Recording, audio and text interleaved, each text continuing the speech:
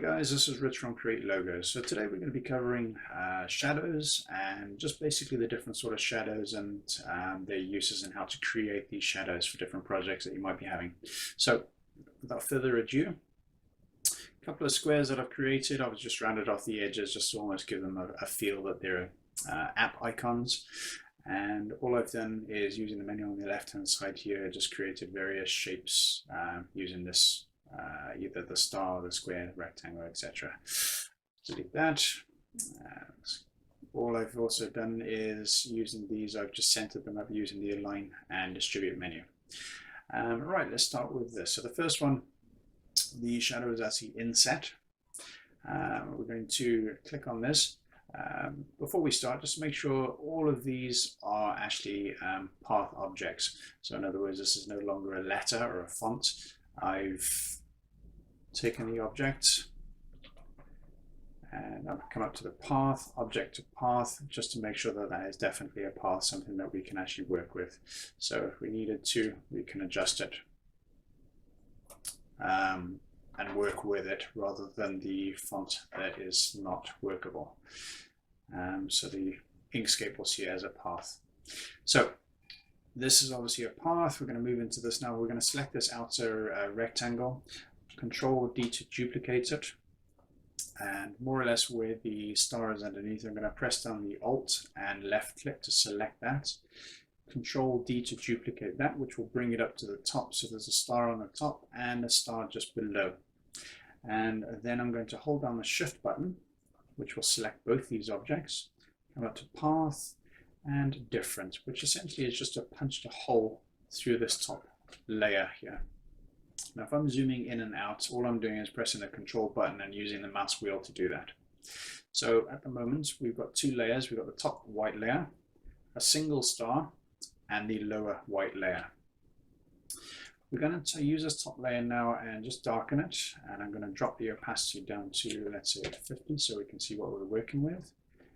Zoom in a little bit, and then just this top layer here, clicking on it and just moving it down.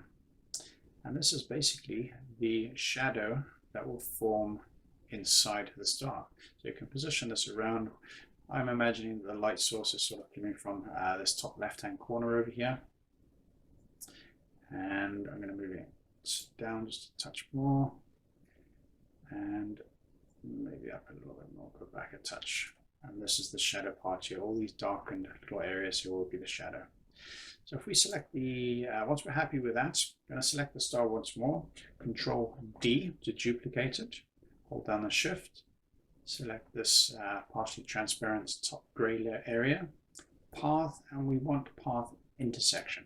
And that essentially is just cut out and left out those little shadowy bits there.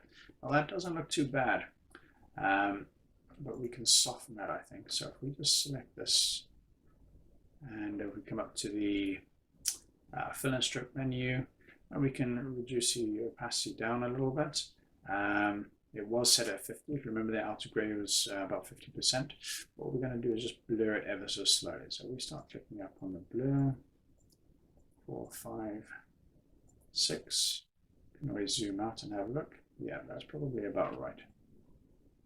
So it's about 6 at the moment on the blur.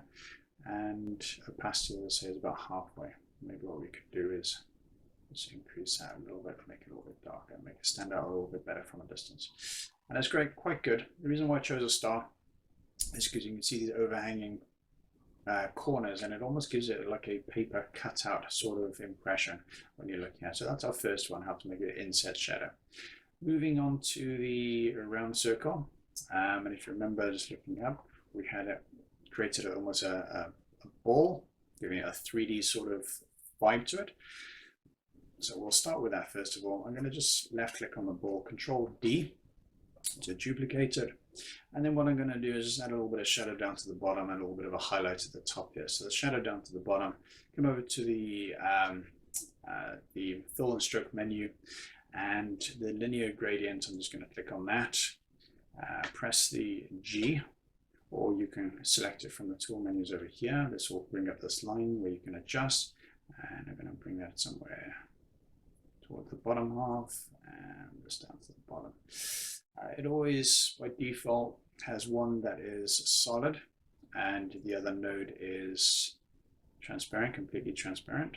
And we're going to just move this up just a little bit, or I should say all the way across to this side, but we are going to darken it. So we're going to just using the same scale, let's move that over to the left slightly. And you can see that's starting to form a bit of a shadow. Now, I'll just move that over here. So we're forming sort of like half a shadow, just subtly, that's all. Just a tiny little bit of a suggestion of the shadow there to the bottom half. That doesn't look too bad. And what I'm going to do is Control D, duplicate it once more. And this time I'm going to use the Radial Gradient.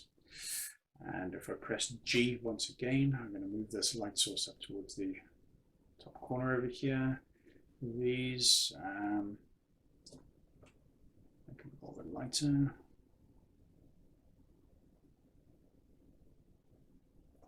But we want this transparent so we can see that shadow from the bottom. So these end nodes here, total transparency all the way through. And this center node, we're just going to lighten this to suggest light, just a little bit. And that doesn't look too bad. So we created our 3D object, and now to give it a 3D effect, I'm just going to select the circles tool over here. It's currently blue at the moment. Don't have a stroke around it.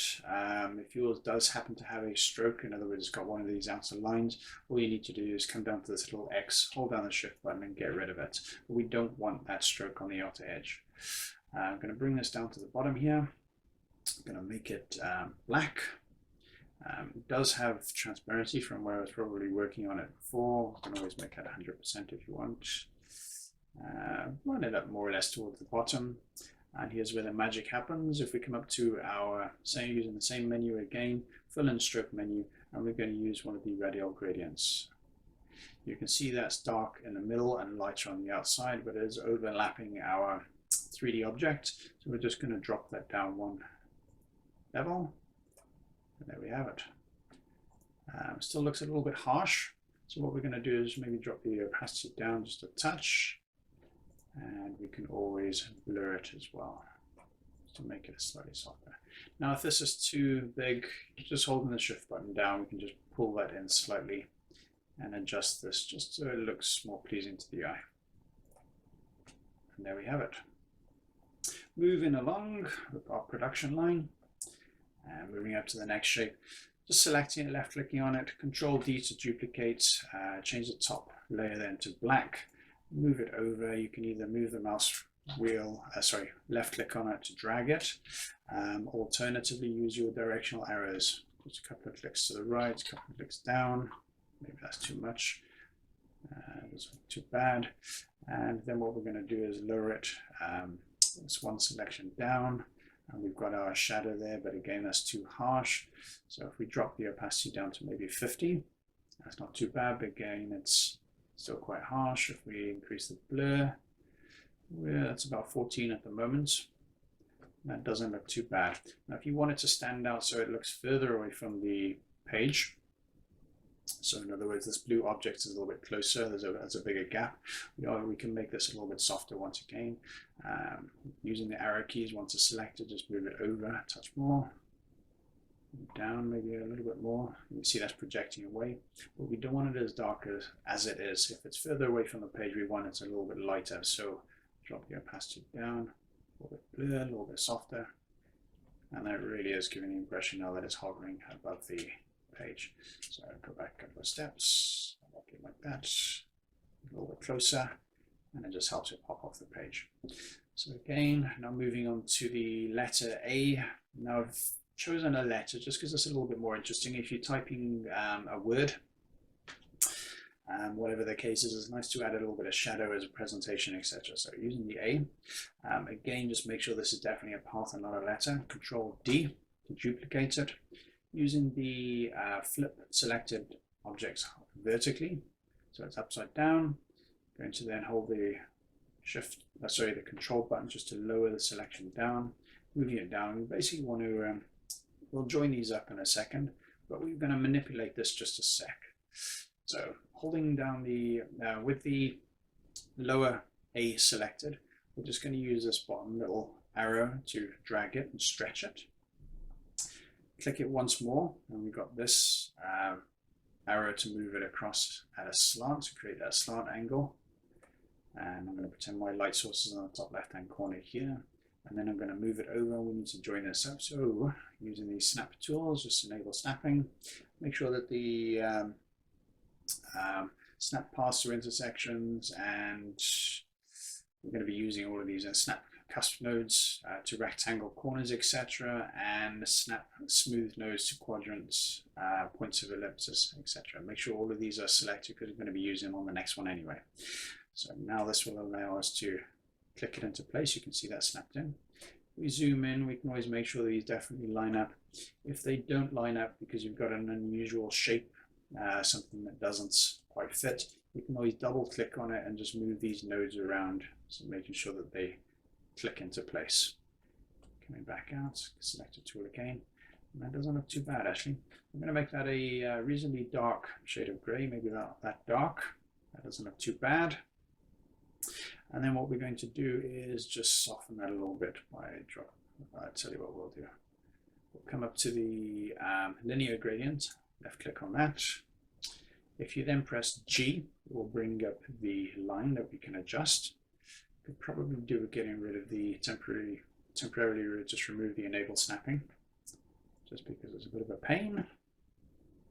And bring this down to about there again, just following the shadow line.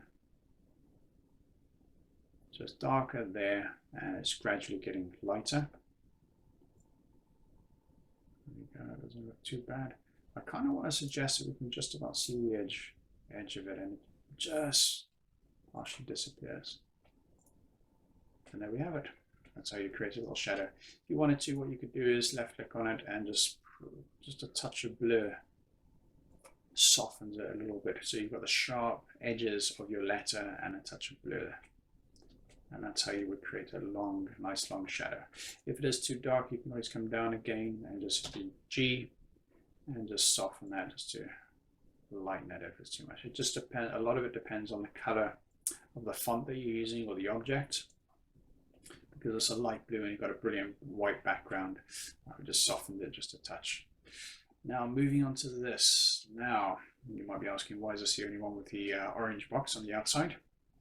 And I've created a white circle. This, as I said, it's very similar to what you would see on an app icon, like you'd see on an iPhone, etc. So I'm just going to go with that theme, kind of run with it.